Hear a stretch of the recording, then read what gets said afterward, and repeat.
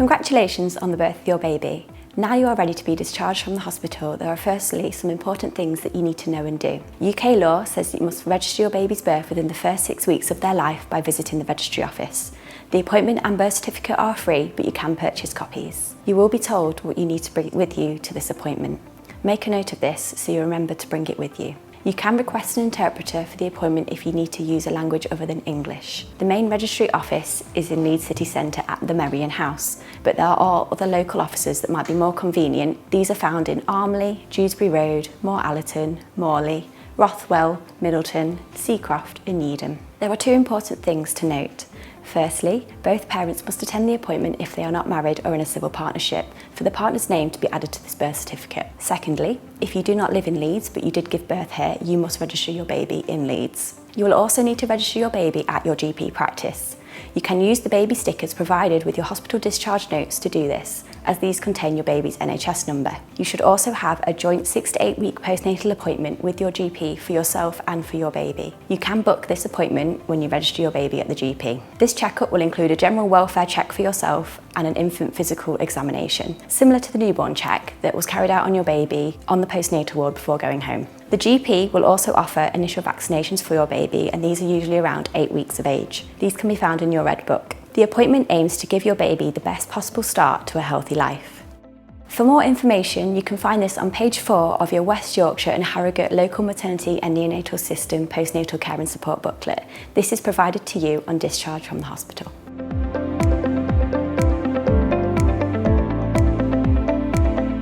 The following information is important regardless of how you choose to feed your baby. Feeding your baby in the early postnatal period is a personal time that helps develop the bond between you and your baby. It can also be an anxious time for you both as you learn how to feed together. Looking and talking to your baby can help you both feel calm and secure. Responsive-led feeding is recommended and involves identifying and responding to your baby's cues, such as moving their head side to side, opening their mouth wide, bringing their tongue over their lips, or sucking their fists or fingers. 8 to 12 feeds in 24 hours are encouraged, but if your baby shows more frequent cues, always offer a feed. Cluster feeding, where feeds are shorter and closer together, is normal and occurs when establishing breastfeeding and during developmental milestones. Offering some feeds whilst having skin to skin with your baby boosts the love hormone oxytocin, which has many health benefits, including calming you and your baby, regulating heart rate, breathing and their body temperature with yours, supporting brain development and promoting healing and lower blood pressure. Monitoring your baby's wet and dirty nappies in the first few weeks help you to know if feeding is going well. Meconium is the first poo your baby will pass. When your baby's poo is changing from black and sticky to green and dark yellow, soft and runny over several days, this is a good sign. As a rough guide, we would expect 1 wet nappy on day 1, 2 on day 2, and so on until about a week old. After this, wet nappies should remain frequent throughout the day regardless of baby's age. Pink urate crystals in a nappy indicate dehydration, so inform your community midwife or health visitor if you see these. If you see blood in a dirty nappy, always consult your GP or doctor. Constipation can occur if your baby hasn't had a poo for 24 to 48 hours, and it is a good idea to mention this. Formula-fed babies are more likely to experience constipation as it takes longer for the gut to digest formula milk. There are links on the screen for sources of feeding support.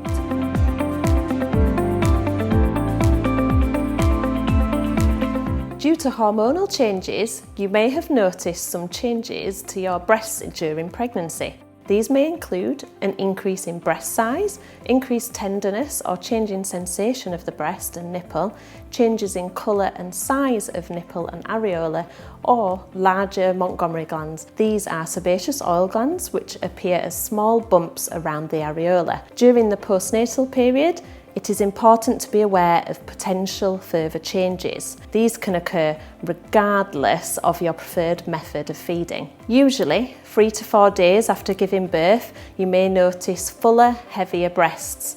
This is due to your milk coming in. Engorgement, blocked ducts, infections such as mastitis, cracked, painful nipples and thrush are all potential concerns to be aware of. Ask your midwife about anything you are unsure of and need help managing. If you notice unusual lumps, painful areas or discharge from the nipple or areola, speak with your GP for further assessment and advice.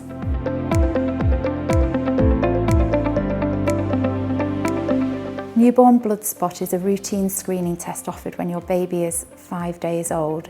It is not compulsory but strongly recommended and usually completed by a community midwife, a maternity support worker or a hospital midwife if you are still in hospital on day 5 following the birth. The test involves a heel prick and 4 spots of blood onto a sample card. We encourage you to hold or feed your baby during the test to keep them calm. You will receive the results via a post at about 6 to 8 weeks later, and you will be contacted earlier if the screen is positive. Please refer to the NHS UK website for further information on this.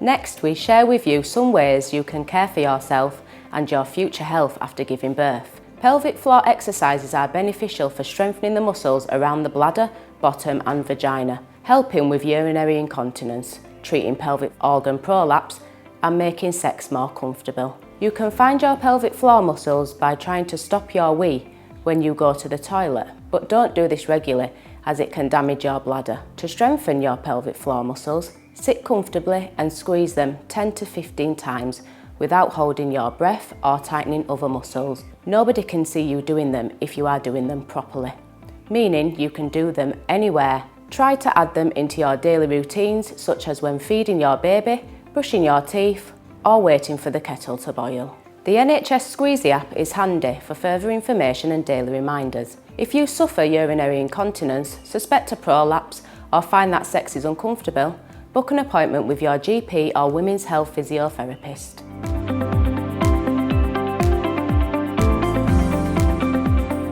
The NHS Cervical Screening Programme advised free yearly cervical screening, previously known as a smear test, from age 25 onwards. If you have had to delay your routine cervical screening due to your pregnancy, you will need to wait at least 12 weeks, 3 months after having your baby until you can go for this appointment. This time period is to ensure a better chance of getting clear results at your screening, as pregnancy can affect this. Cervical cancer is difficult to identify by symptoms alone, as these can often only develop when the cancer is well established. If at all, meaning screening is the best way of reducing your risk. It can identify abnormal cells, which can then be managed to prevent you developing cancer in the future.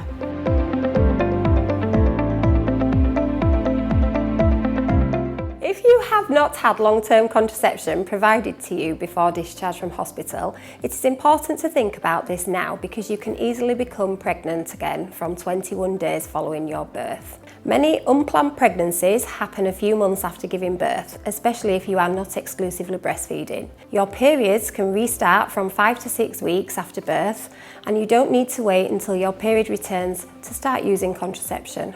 Contraception should be used from 3 weeks after birth. There are various types of contraception available, including condoms, tablets, injections, hormonal implants and uterine coils. Contraception can be obtained from GP practices or the Leeds Sexual Health Centre, which is located in the Merrion Centre. You can book an appointment online. There are some methods of contraception that we can provide to you before you leave hospital, so please ask your midwife about this before you leave. Be sure to inform your health practitioner about your breastfeeding status to avoid hormone-related contraception methods. Tommies have created a really useful tool for planning for future pregnancies, which emphasises the importance of optimising your health and well-being prior to the start of pregnancy to ensure positive outcomes. More information on contraception can be found on pages 10 to 13 of your West Yorkshire and Harrogate local maternity and neonatal systems postnatal care and support booklets provided to you on discharge from hospital.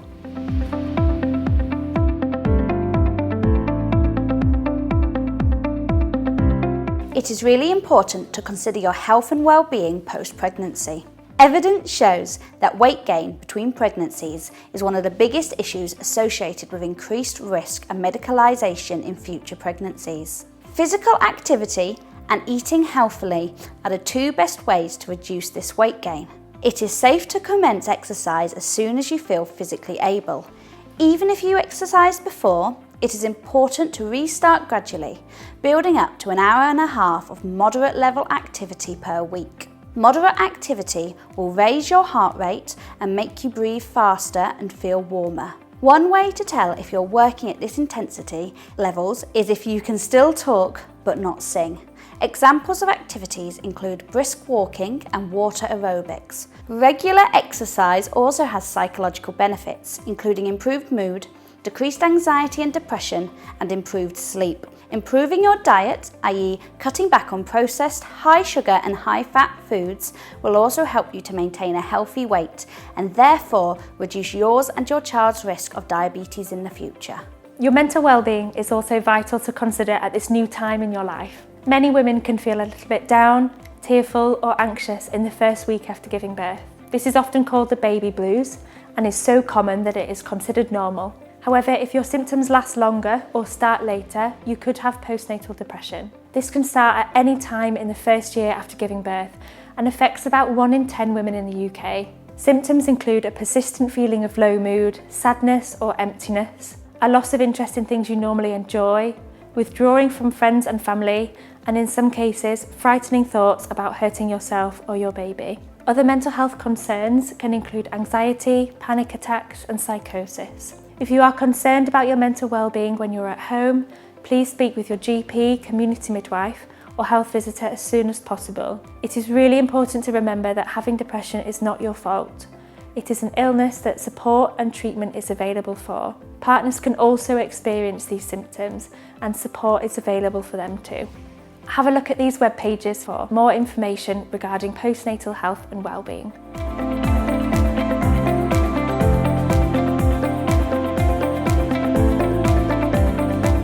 Following your baby's birth, your community midwife will provide support through home visits, phone calls or appointments in the early days and weeks. The pattern of visits will depend on your preferred infant feeding method, with either a midwife or a support worker visiting on your baby's 3rd day to weigh them if you are breastfeeding. If your baby does lose weight, further support will be offered.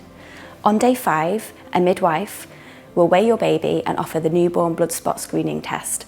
This is described earlier on in this video. If you do not live in Leeds, your local community midwifery service will be notified of your discharge from the Leeds hospital and the care will be resumed by themselves once you are back home. The health visitor will visit you around day 10 to 14 and take over care from the maternity team until your child starts school. If you need to contact a midwife for advice after you've been discharged from hospital, you can find the contact numbers for all maternity services within the West Yorkshire and Harrogate local maternity and neonatal system on pages 45 and 46 of your postnatal care and support booklet. You can also call for advice on the 24-hour triage or maternity assessment department of your local hospital. You can call up to 6 weeks following your birth. You can also call 111 for advice or 999 in an emergency. Babies can be seen by your GP or seen in your local A&E department. For people who live in Leeds, it is important that you know that you need to go to the LGI A&E as this is where the paediatric services are. There is no children's A&E at St James's. Your midwife will provide you with some final discharge advice and essential documentation for your discharge to be completed. This is the best time to ask any further questions you may have before you leave. We offer you our very best wishes and congratulations again on the birth of your baby. Thank you for listening.